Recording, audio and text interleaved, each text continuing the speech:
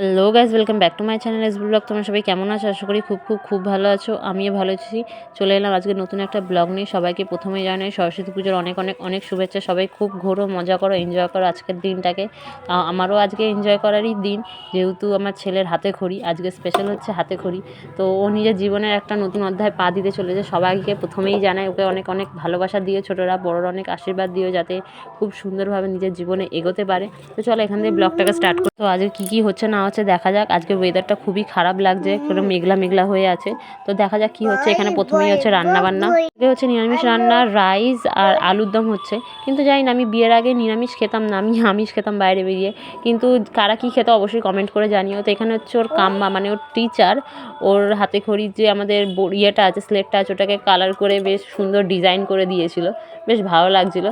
তো এখানে আমি এসেছি, এখনও মানে ওয়েদারের অবস্থা থেকে রেডি হতে ইচ্ছা করছে না, তাও সব কিছু বের করেছি। আমার যার হাতে করি সে এখানে উল্টে পড়ে আছে শুয়ে। আর বাবা এখানে বসে আছে হলুদ আর নিম বাটতে, নাকি আজকে হলুদ নিম তেল মাখতে হয়। আমি হলুদ মাখতাম আগে করে, কিন্তু নুন তেলটা মানে তেল আর নিম পাতা মাখতে হয় জানতাম না। তো যাই হোক, আমার ছেলেকে এখানে হলুদ মাখানো হচ্ছে, আর ও ভয়ে কাজ যে ভাবছে কী না কি মাখানো হচ্ছে, ওকে বুঝতে পারছে না যে হলুদ মাখানো হচ্ছে। তো যেন সেই মনে হচ্ছে আরও এখন এই একটা হলুদ মাখছে, আবার কিছু বছরে দেখতে বছর ঘুরে যাবে, গায়ে হলুদ হয়ে যাবে। তো ওর ওকে এখানে নিয়ে আদর করছি, যেহেতু আমাদের খালি গায়ে দেখালে আমাদের ক্লেম আসে। তো ওই জন্য এখানে ওকে গামছাটা জড়িয়ে নিয়েছি।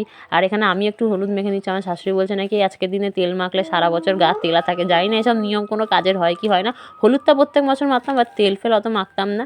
তো তারপরে সবাই মিলে রেডি হয়ে বেরিয়ে গেছি। এই যেখানে আমার দুই ছেলে, আর সামনে হচ্ছে আমার যা, মেয়ে দুজন মিলে, দুটো মা আর দুটো বাচ্চা নিয়ে বেরিয়ে পড়েছে। আমাদের বাবারা নেই। টোটো করে যাচ্ছি ওর হাতে খড়ি দিতে, কারণ কি আমাদের পাড়ায় সেরকমভাবে পুজো হচ্ছে না। আমাদের বাড়িতে সব পুজোই হয়, বাট সরস্বতী পুজোটা বাদে। সরস্বতী পুজোর দিন আমরা একটু ঘুরতে ফিরতে বেরোই। তো এখানে হচ্ছে আমার ছেলেকে নিয়ে যাচ্ছি, ওর আবার আঁকা কম্পিটিশান আছে আজকে। অঞ্জলি দিয়েই ও চলে যাবে আঁকা কম্পিটিশানে। আমরা টোটো করে যাচ্ছি, একটু দূরে যেতে হচ্ছে। তারপর চলে এসেছি এখানে আমার জায়ের মায়ের বাড়িতে।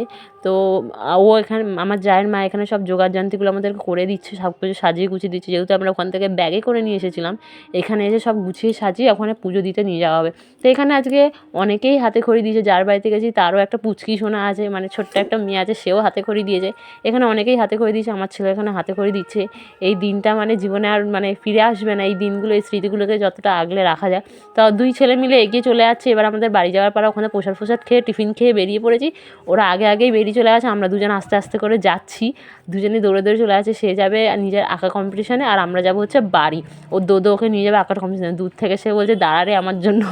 তো ওরা দুজন ওই দিক দিয়ে চলে যাচ্ছে। ওরা আবার টাটা করতে আবার এগিয়ে আসছে।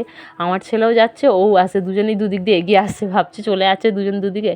তো ওরা এসে একটু আদর করে দিই, আবার ওরা ওখান দিয়ে বেরিয়ে যাবে, আমরাও বেরিয়ে যাবো বাড়ির জন্য। আমাদের দেরি হয়ে গেছে যদিও বা।